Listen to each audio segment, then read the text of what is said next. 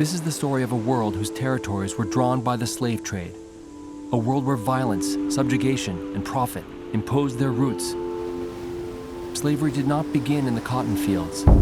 It is a much more ancient tragedy. It has been going on since the dawn of humanity. From the 7th century on, and for over 1,000 years, Africa was the epicenter of a global form of human trafficking.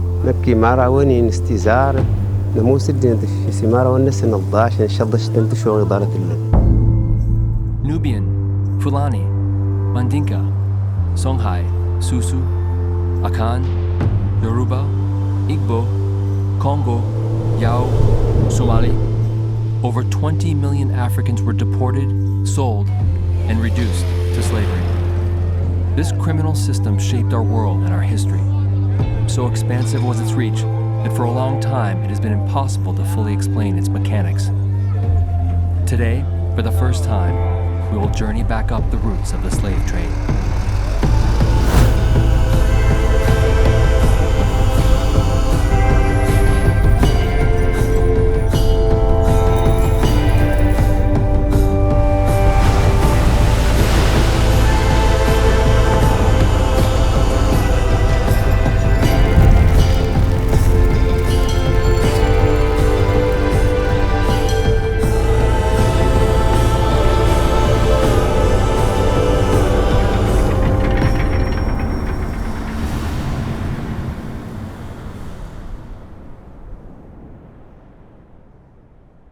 The thing about the slave trade, the key thing about the slave trade, and I always would have to explain this to American students who immediately would want to put it into a kind of an ethical, human rights kind of a context.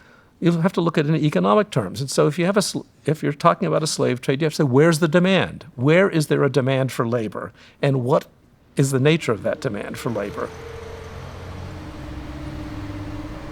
Up until the end of antiquity, demand came mostly from the Roman Empire.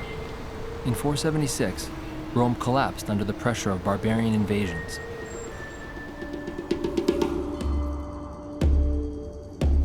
On scattered territories, several peoples fought over the empire's remains. Visigoths and Ostrogoths in the west, Slavs in the north, Berbers in the south, the Byzantine Empire, the Kingdom of Nubia, and Arab tribes in the east.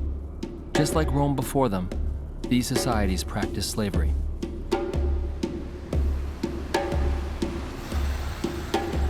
In every society, we see slavery.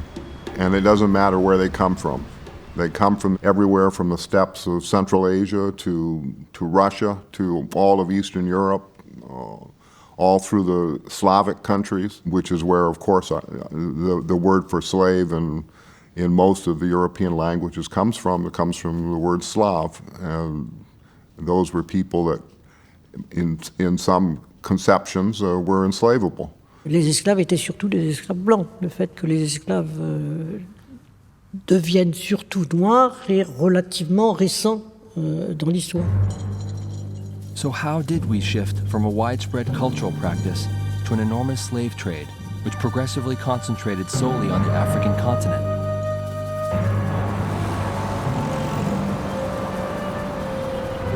One of the starting points of this story is Cairo, on the Nile Delta. A 23 million strong megalopolis born from the union of the Middle East and Africa. Today, it is the continent's most important crossroads of people and goods.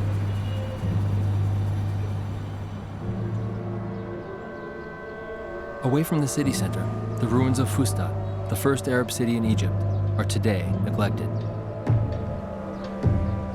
These remains have become an open-air dump.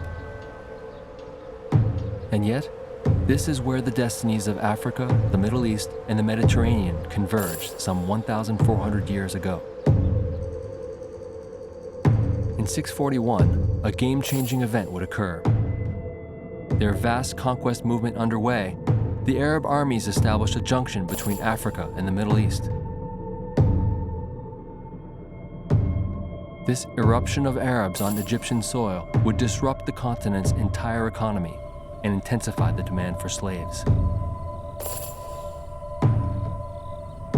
Slavery was crucial to the conquest itself and it was crucial to the sustenance of the Islamic Empire and its expansion.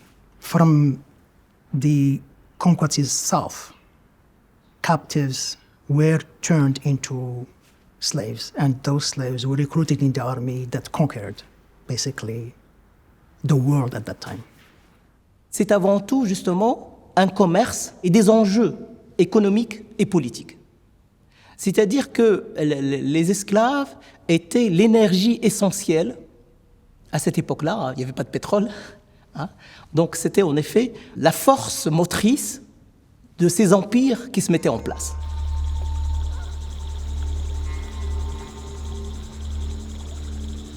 The Arab troops pressed ahead as far as the south of Egypt. All along the Nile stretched the Christian lands of Nubia. There, Arabs found provisions and most of all slaves, whom they would enlist in their armies to pursue their expansion. In 769, they signed a pact with the Nubians stipulating that hostilities would cease in exchange for 360 slaves per year.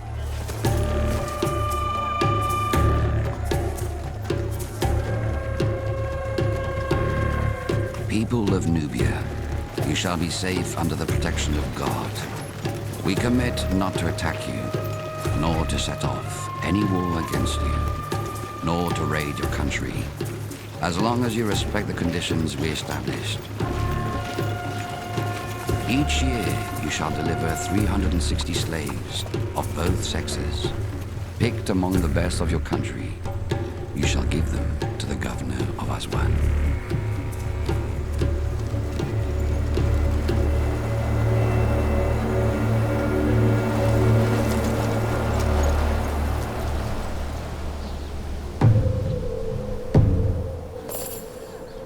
In war, enslavement was considered a natural, a logical thing to do with prisoners. And without doubt, warfare was the major cause of enslavement. And almost everybody who was enslaved was enslaved through an act of violence that was related either to war or to kidnapping or to very conscious slave raiding, which was an extension of war, in fact.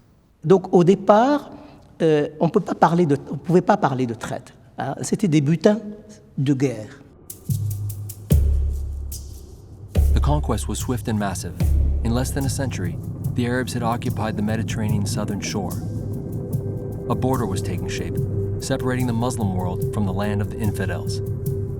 In Kawar, Niger, Akuria, Libya, and the Fezzan Desert region, all over they imposed the same agreement they had made in Nubia. With these contracts, the Arabs organized the first deportations from Africa to the Middle East. Whole convoys of captives converged towards the world's new center, Baghdad.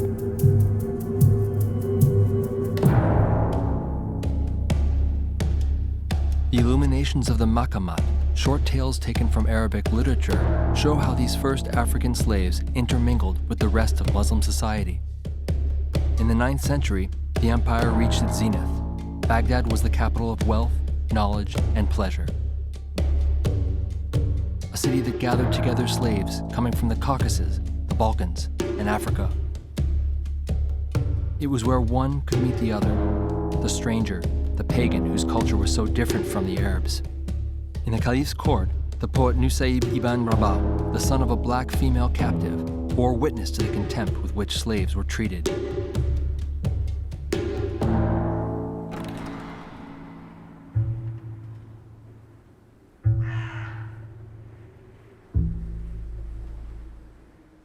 Blackness does not diminish me, as long as I have this tongue and this stout heart. Some are raised up by means of their lineage. The verses of my poem are my lineage. How much better a keen-minded, clear-spoken black than a mute white? If I am jet black, musk too is very dark, and there is no medicine for the blackness of my skin. I have an ability that towers over their depravity like the sky over the earth.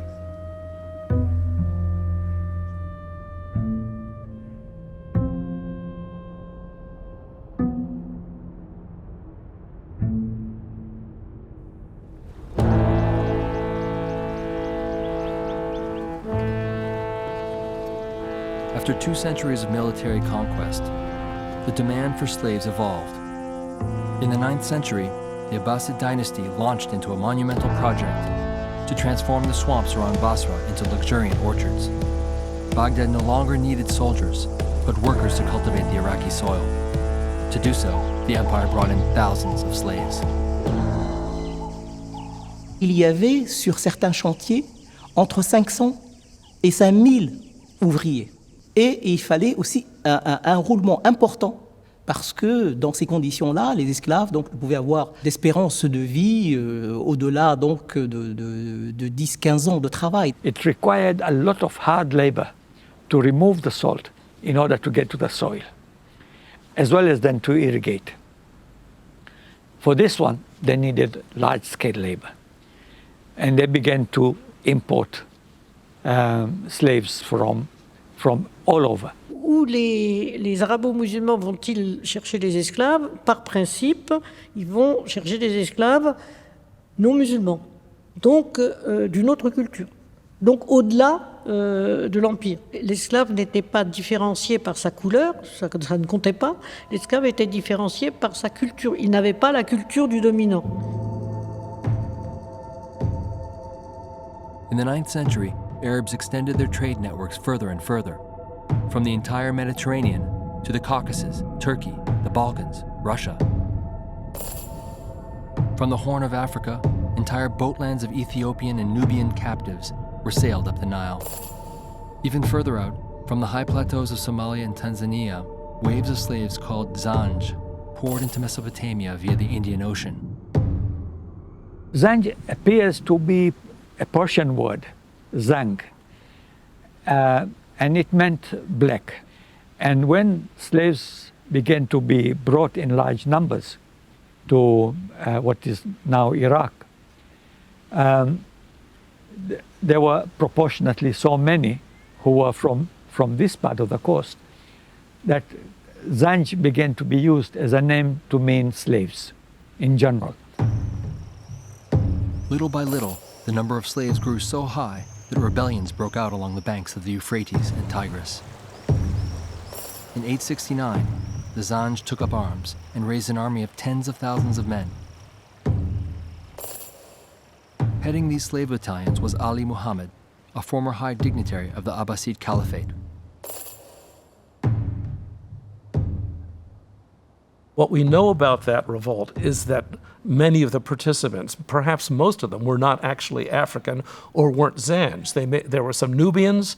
The most important leader of the revolt was someone who is an Arab whose mother had been an Indian concubine. So it gives you a sense of how complicated the demography was. Ali bin Muhammad was quite a learned man, but he began to be dissatisfied with the Abbasid regime. And when he went to Basra, he found that there were a lot of slaves there working on these farms. Began to actually do investigation and found that the life conditions of the slaves were very, very bad. There was so much dissatisfaction among them that he found that they are the most rebellious group, the ones who can be mobilized for a revolution. Ali Muhammad stood up and promised the slaves that he would lead them and give them land. He vowed never to betray them. He then summoned their masters and said, "I wanted to behead you all, to punish you for treating these slaves this way with arrogance and coercion." He took advantage of the big gathering to block all the streets, roads, and aisles so that no one would escape. And with his customary trickery, he ordered his troops to kill everyone. And with a few rare exceptions, all were indeed exterminated.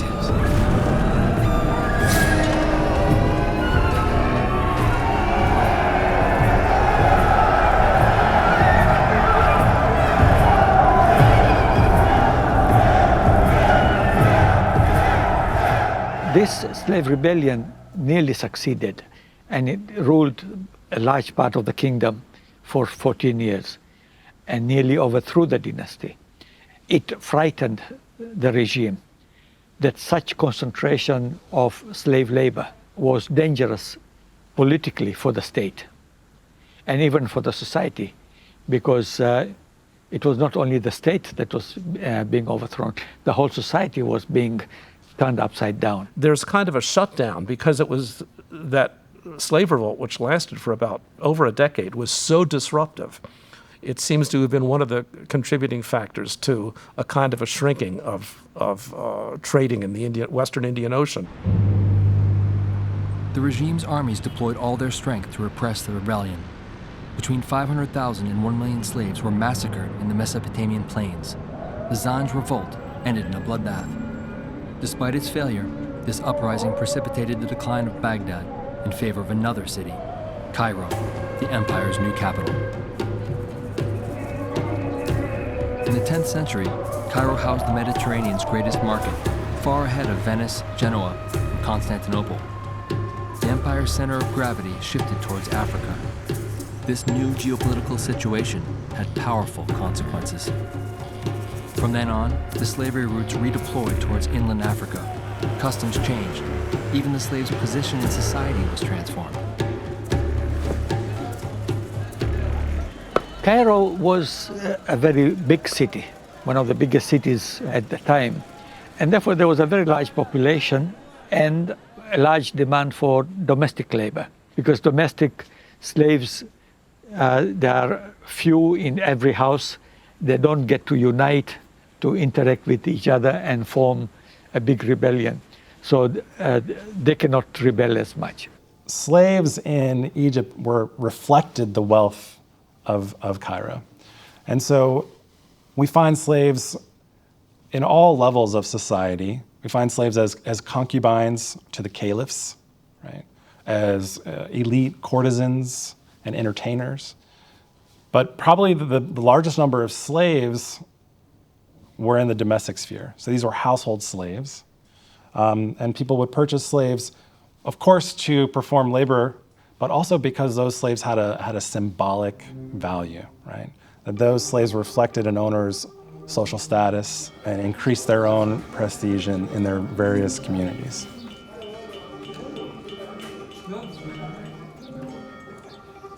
For a long time, historians had no information on the slaves that disembarked in Cairo. But the discovery of exceptional documents that had been hidden for 1,000 years in the city's oldest synagogue has enabled them to know more about the captives' identity and country of origin.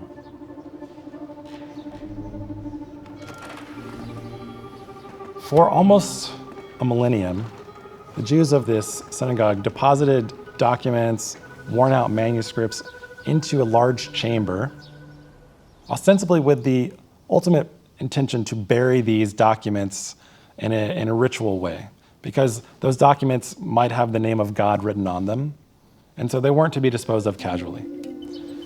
But the community never buried these documents. And amongst these documents are hundreds of documents that relate to slavery. There are dozens and dozens of bills of sale for slaves.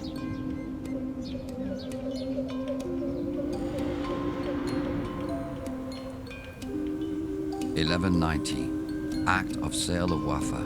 $11.64, Act of Sale of Musk. $10.94, Act of Sale of Hid, Nubian slaves. $11.07, Naim, Nubian slave, inherited by the widow Sit al-Muna. Act of Purchase of Kwan, Christian slave of ebony color. $11.90, 2-year-old African slave. $11.64, sold for 18 dinars. Act of Sale of Hid, $11.07, Nubian sold slave. with her daughter.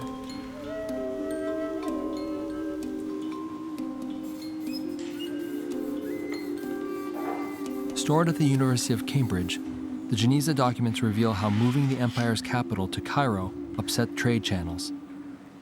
The slave from antiquity, the Slav, the Caucasian, was replaced by the African.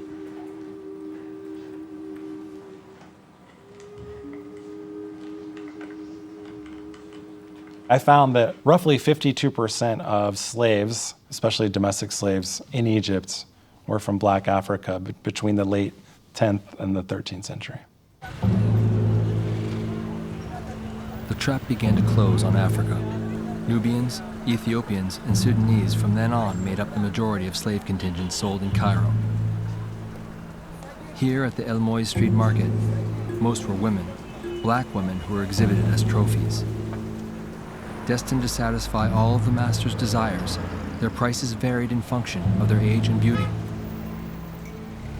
Slave women have a variety of names. They translate it into English as things like success, prosperity, prodigality. So these are all names which reflect the way that slavery functioned as a kind of form of consumption. And then we also have slaves with names like Gazelle, Wild Rose, Musk, names that reflect luxury items. Very often when you have domestic slaves, a personal relationship begins to develop between the slave owners and the slaves. And it can become quite intimate. For example, when a child is born, a girl, she would be given a slave servant of her age who would grow up with her, but almost like a friend, although the status is quite different. Slaves left the fields and were from then on confined to the master's houses.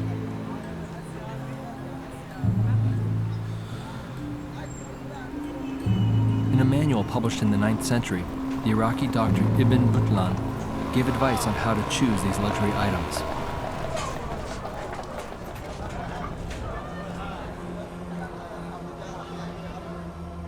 The buyer must engage in a meticulous examination before the purchase and not make any decision at first glance. Refrain from buying slaves at festivals or fairs, because those are the occasions in which slave merchants are most subtly deceitful. How many times was a scrawny young girl sold as plump, a dirty, dark-haired one as a golden blonde, an aged man as a young one, in perfect shape, a putrid mouth as a perfumed breath.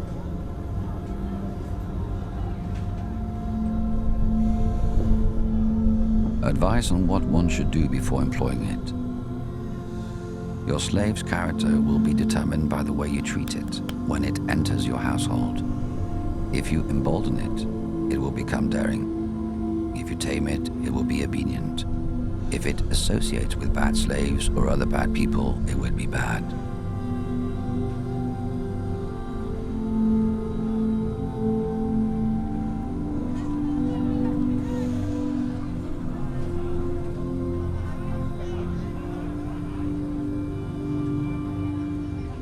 Souvent, on nous dit qu'en islam, l'esclavage a été marqué par beaucoup de paternalisme, par une proximité très étroite entre l'esclave et son maître, et que l'esclave était toujours assuré, donc à la fin de sa vie, d'être affranchi et intégré à la famille du maître. Là, je crois qu'on est dans un faux débat quand on aborde la question à partir de ce billet-là, celui de la douceur de l'esclavage. On ne peut pas comprendre l'esclavage si on ne le lie pas intrinsèquement à la violence. C'est pour ça que l'esclavage doux, l'esclavage domestique, etc., non, c'est pas sérieux, je veux dire. L'esclavage, c'est la négation de l'être et c'est la violence pour faire des esclaves.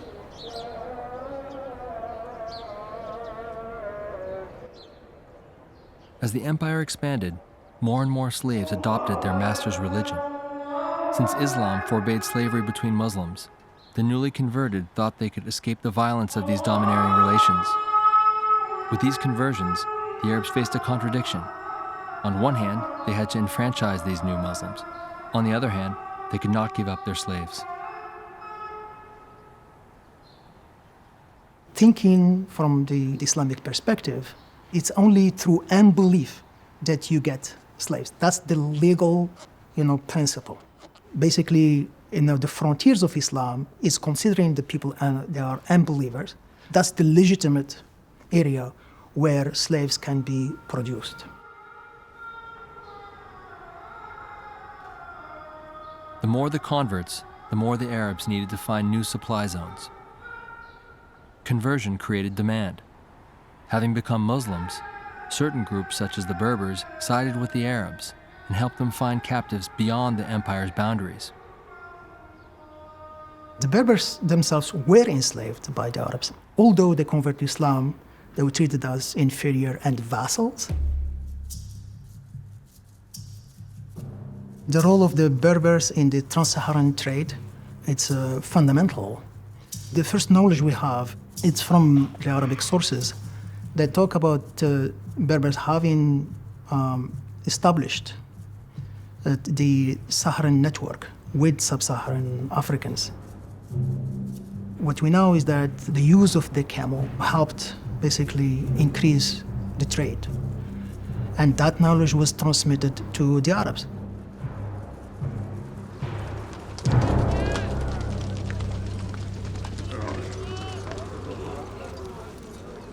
The Berbers' support was precious.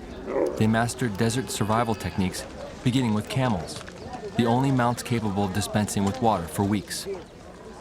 Thanks to this means of transportation, the Arabs were able to cross the Saharan barrier.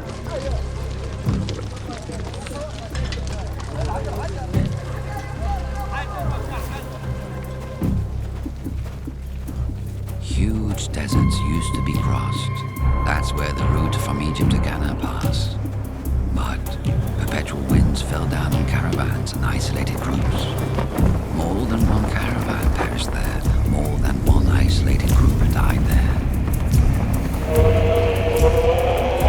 So the route was abandoned for another one, where people from Iraq, merchants from Basra and Kufa, as well as Baghdadis settled.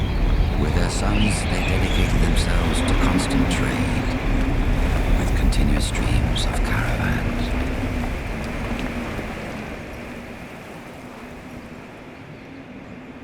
Sahara, in some ways, is a barrier, but so are the oceans in some ways. You have to develop a technology, an ability to cross it.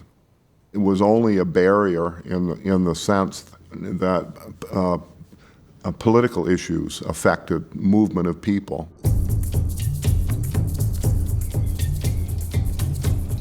Trade routes formed between the north and the south of the Sahara.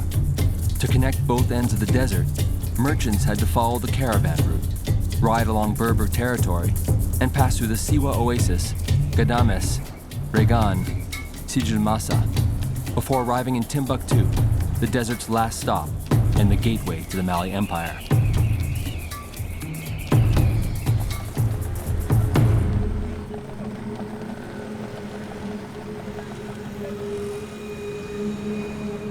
Heading this immense empire was Sundiata Keita, the King of Kings, its founding father. By winning the Great Battle of Kirina in 1235, he succeeded in federating all of the region's peoples and in forming a massive commercial network along the Niger's banks.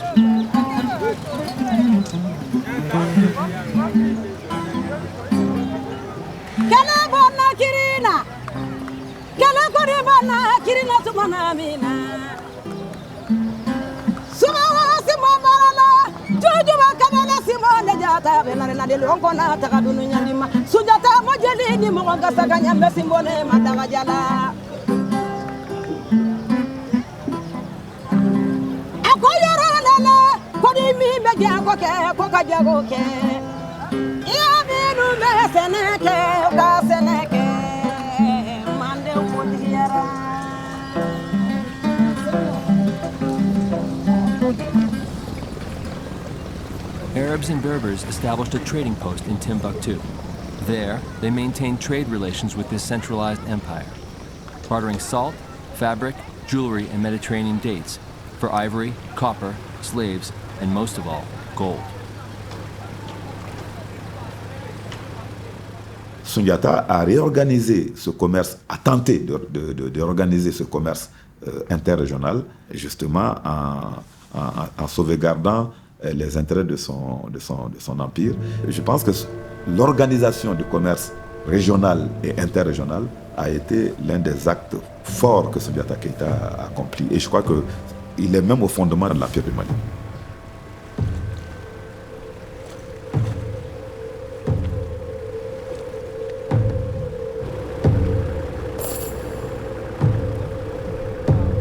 Timbuktu's importance stemmed from its geographical location.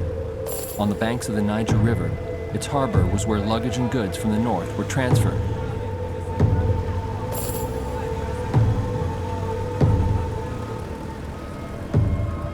This natural crossroads occupied a strategic position in trans-Saharan trade.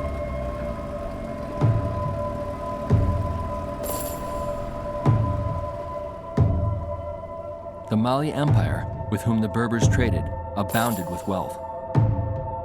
Thanks to the Bambouk and Bori mines, it possessed the world's largest gold reserve. More than half of the yellow metal circulating in the Mediterranean originated from these deposits. Throughout the history of the trade between North and South, through the Sahara, slaves were always there. And gold was always, sought after. One feeds the other. Mais le travail de l'or dans les sociétés africaines est un travail très largement entre les mains des captifs. Donc ça va ensemble. Et je crois que si l'or a précédé l'autre, les esclaves, la chronologie n'est pas clairement établie. On pense que les deux sont entrés dans le réseau d'échange pratiquement au même moment. L'or ayant pour effet de dissimuler l'autre pratique. Certains généraux de Sundiata Keïta n'ont jamais renoncé à ce trafic lucratif. Mais le fait est que Sundiata a posé un certain nombre d'actes par rapport à cette question-là, interpellant ses compatriotes sur le danger que présentait ce commerce-là pour la survie même du pays malinké. Comparaison n'est pas raison. Je me rappelle que Charlemagne lui-même, le grand Charlemagne, avait proclamé la prohibition de la traite, l'esclavage, mais ça n'a pas arrêté. Vous savez, les hommes sont les hommes.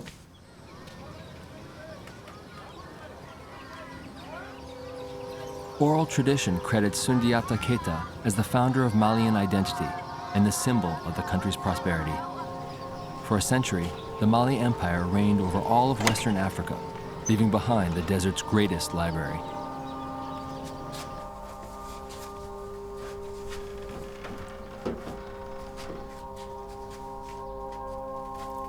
In Timbuktu, history inhabits the homes where over 360,000 medieval manuscripts are preserved. These treasures are owned by wealthy local families. They pass them down from generation to generation, hiding them from view in places that were often held secret.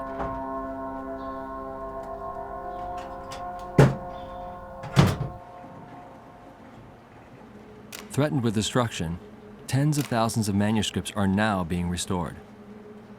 This 11th century Quran reveals how Islam spread throughout Western Africa.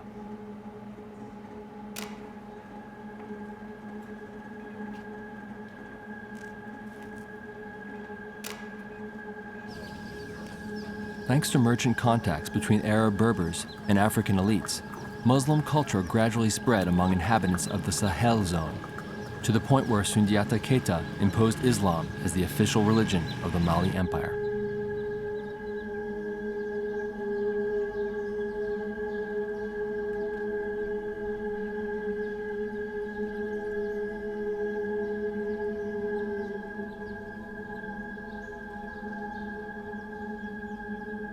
So they are now part of the Islamic Ummah, Islamic nation, and they can benefit from the Islamic Empire, which is access to that big market that was controlled by the Islamic Empire. And so this connection benefited both the Malians as well as the people in the Islamic community at large.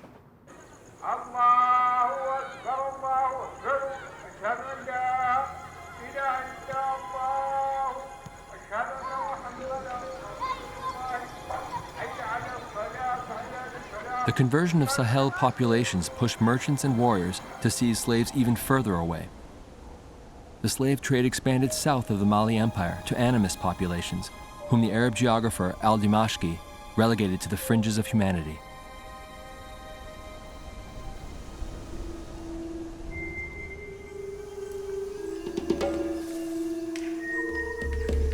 The Lamlam's rangeland is south of the Ghana River. The Ramdam are further south, towards the equator and beyond. To the west, they are mostly savage people without any religion. They barely know how to express themselves. These people are closer to animals.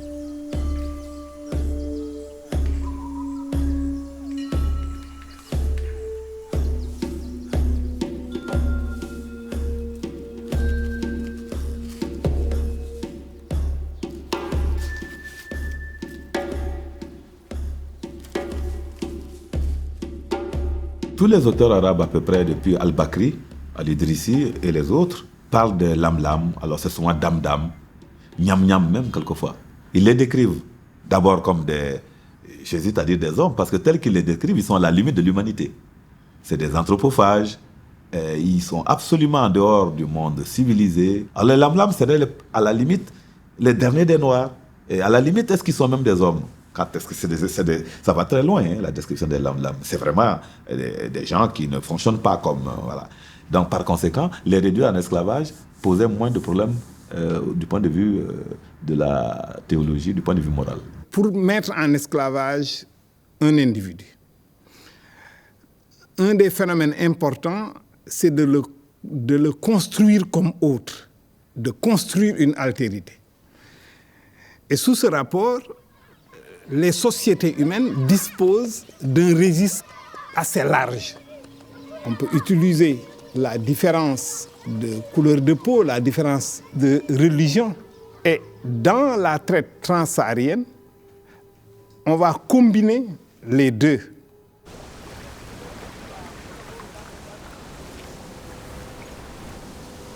The history of Timbuktu and of slavery are intertwined. According to legend, the city took its name from an old female slave who would watch over the well where the herds drank. Timbuktu supposedly comes from the word Tim, which means well in Tuareg, and this woman's first name, Buktu.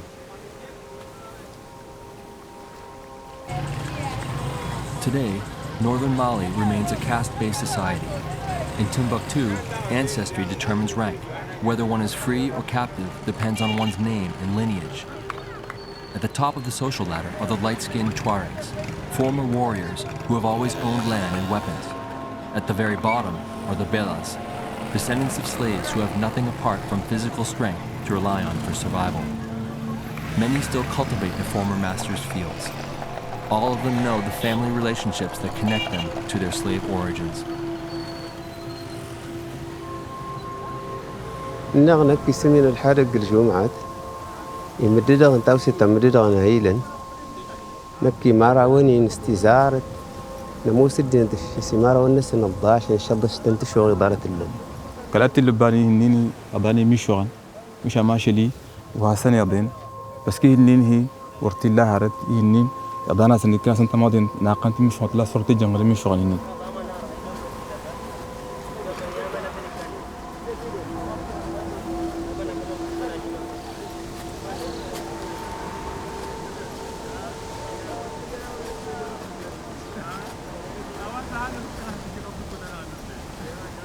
L'intérêt de maître, c'est de faire croire à l'individu qu'il est esclave, non pas parce que un jour on lui a opposé un rapport de force qui est réversible, mais parce que, par sa nature, il est destiné à être un esclave. C'est une idéologie extrêmement forte. Si votre sang est considéré comme un sang servile, et que cette nature, vous la transmettez à votre descendance, il devient impossible de sortir du phénomène esclavagiste.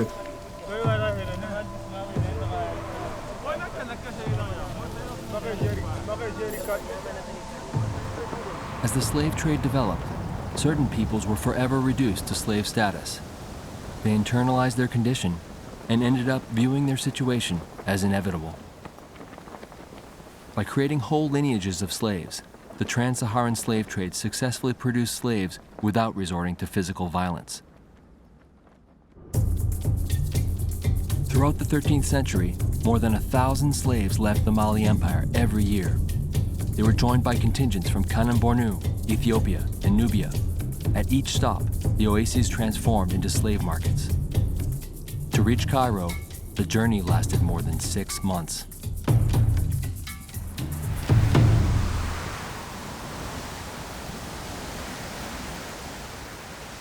All of the roots in that period really are focusing on the Islamic world. And so the roots come from the peripheries and they go into the centers. And very often along these routes that brought slaves into the Islamic world, you see slaves going actually in both directions as well. They tend to go in greater numbers toward the center of the Islamic world, but people are bought and sold everywhere along the way, so that slavery itself is everywhere.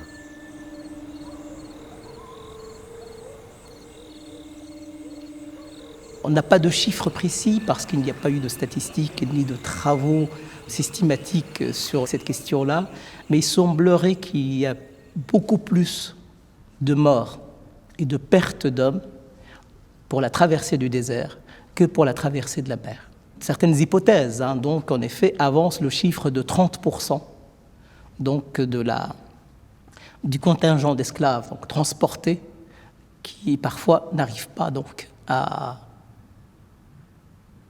au bout du chemin.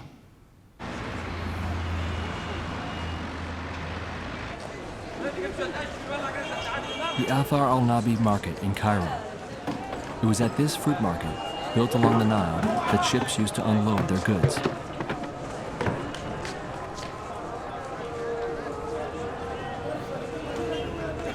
Today, no one remembers that at this location, thousands of captives arrived in Egypt after a 2,800-mile walk through the desert.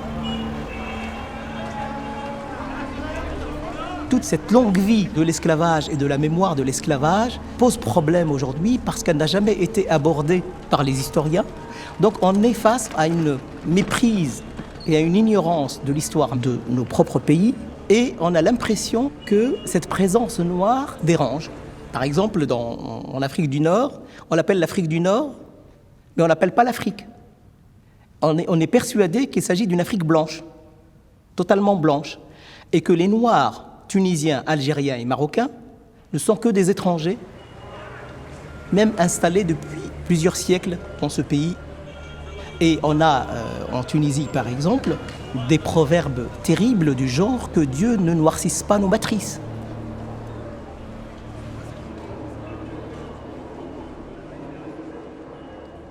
Moi, personnellement, je l'ai appris au collège, donc ce poème terrible et odieux dans lequel il décrit donc, les esclaves noirs comme étant en effet des êtres issus des races les plus abominables.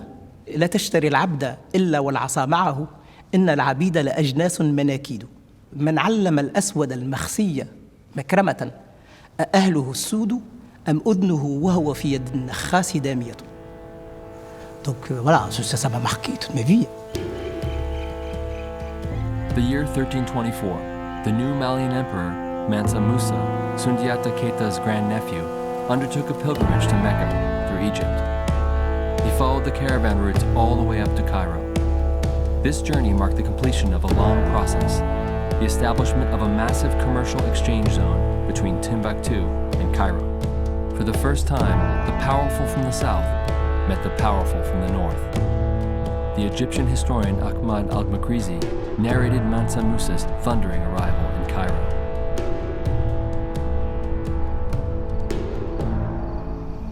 On the night of Sunday 15th Jumada 1st, the moon rose completely eclipsed.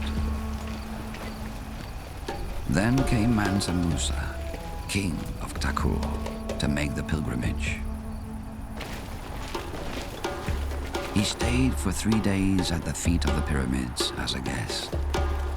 He entered Cairo on Thursday 26 Rajab, ascended the citadel, but declined to kiss the ground and wasn't forced to do so.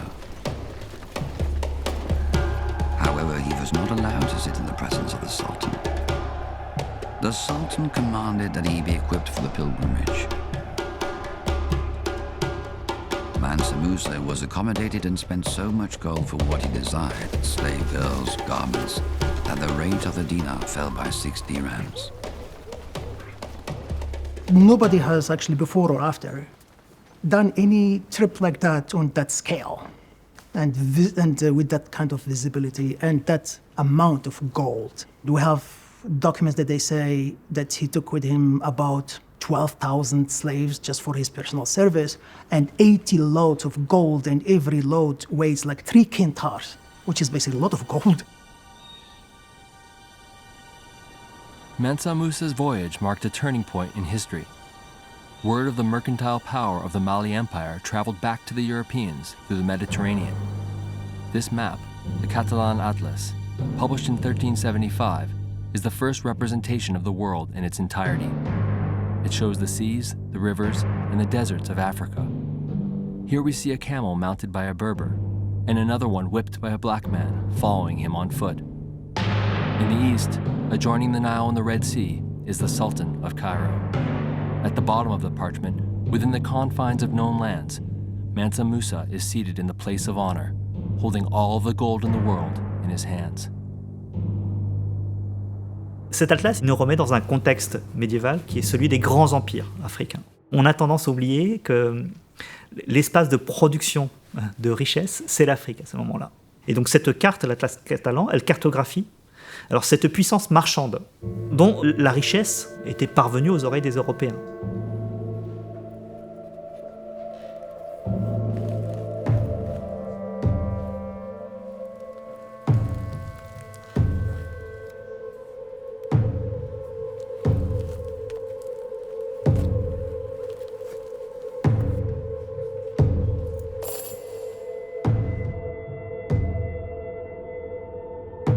Towards the end of the Middle Ages, 6 great slave trade routes crossed the sub-Saharan African desert all the way up to the Mediterranean. Each route was connected to a major port: Algiers, Tunis, Tripoli, Cairo. All were departure points for the deportation of captives to the markets of southern Europe, Venice, Genoa, Marseille, and Granada. Some captives were even deported as far as China and Japan. In all, 3.5 million African captives circulated on the slavery routes between the 7th and the 14th centuries.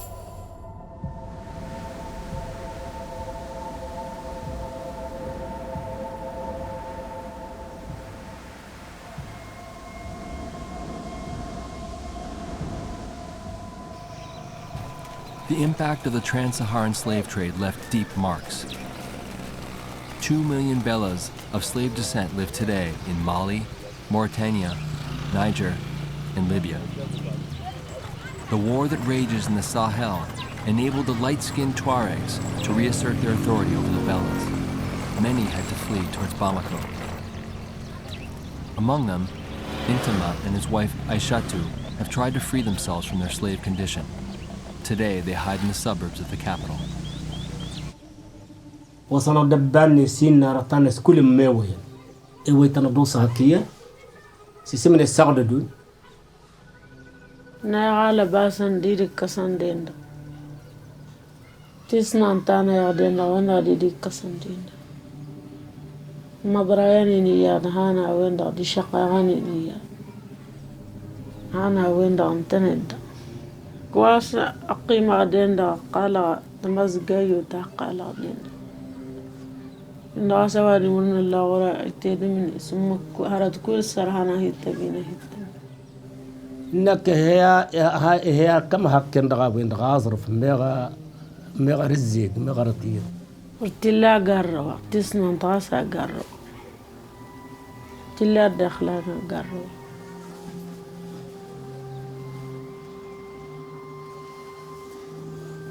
Their freedom remains fragile. Without the protection of their former masters, they often live in absolute poverty. Even living in anonymity in the large southern cities, a mere surname can betray one's ancestry. This difficulty to free oneself from one's caste perpetuates a 1,000-year-old social order. Même si tu es devenu un député, même si tu es député, tu es captif. Même si tu es ministre d'Intérieur, tu es captif. On va t'appeler captif. Et tu n'as pas ta dignité chez eux. Tu n'as pas une dignité. Tu n'en as pas.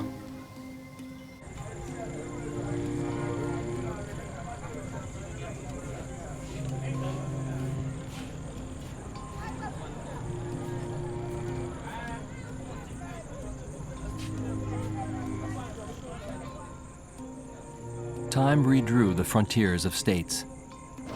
Yet thousands of Malians, Eritreans, Sudanese, and Libyans continue to crisscross the great trans-Saharan routes. Every year, fleeing poverty or armed conflicts, nearly 200,000 sub-Saharans stream towards the Mediterranean. Stopped in Cairo, these men become easy prey for traffickers. The war in Sahel has reawakened the slave trade's legacy, and with it, practices thought to have been obsolete have reappeared.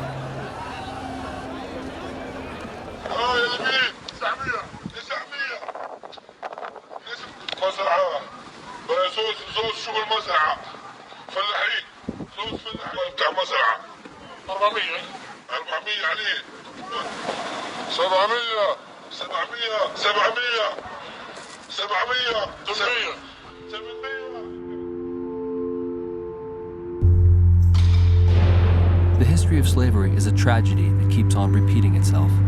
Beginning in the 14th century, a new actor entered the stage, Europe. Its thirst for conquest will plunge Africa into a new era. With the Europeans, the slave trade will evolve into yet another system, unmatched by anything that had preceded it.